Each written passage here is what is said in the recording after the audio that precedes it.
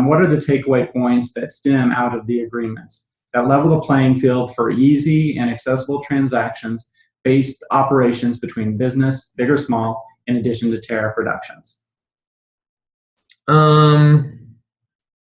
I'm sorry, I'm reading the question as well here just to make sure. I guess what are the takeaways and the advantages of using the free trade agreements? I think the biggest advantage is it makes you more competitive, and I think that's the whole idea behind it. It allows you to lower that cost of your product, and then you get to make that business decision of whether or not you are going to pass those savings on to your client, whether you're going to use them to increase your own bottom line, or somewhere as a combination of the two, maybe a 3% reduction, you pass on a 1.5% savings and you keep the other 1.5%. So, that in my mind is where those things come from, because it doesn't really reduce, there's a lot of comment of, well, this reduces trade barrier. And I think that's somewhat misleading, because your product still clears U.S. customs. Your product still clears foreign customs. It still goes through the same process. And actually, a lot of the times now, because we are claiming free trade agreements, the compliance end becomes more stringent.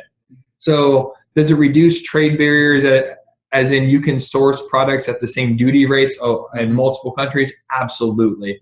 But it doesn't reduce the compliance side. In fact, it probably increases the amount of compliance that's required in order to claim them and claim those benefits. Yeah, and in my opinion on such a thing for takeaways is free trade agreements. Historically, we've done free trade agreements with smaller countries. People say it's the U.S.'s opportunity to bully a small country, those kinds of things, whatever it might be. But free trade agreements, the average duty rate in the U.S. is low, right? 3% or less, 2.5%. So the average duty rate in most other countries is double digits. So when we do a free trade agreement, we give free trade, we lower the barrier by 3%, but we get double-digit relief in most cases in most of those countries that we do free trade agreements with. So the barriers to enter as far as the duty savings and so forth for U.S.-made products drops dramatically when we do a free trade agreement with another country.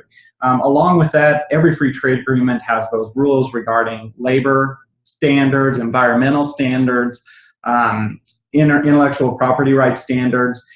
We ask for improvements in every country we do a free trade agreement with to set a standard relating to all of those types of things. So in a sense, we are forcing our will, our democracy on some of those countries to get them to perform and act a little more like we are and raise their standards for making products.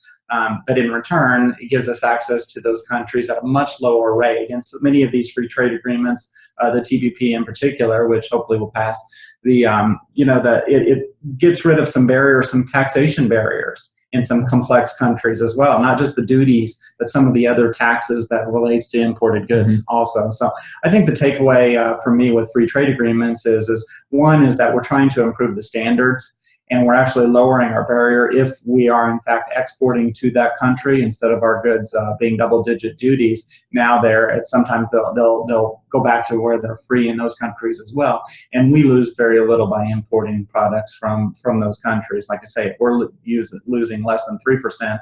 And our products now can be imported at a much higher rate. It's really helping, and we are again a heartland business. We're here in the Midwest, the heartland of the United States.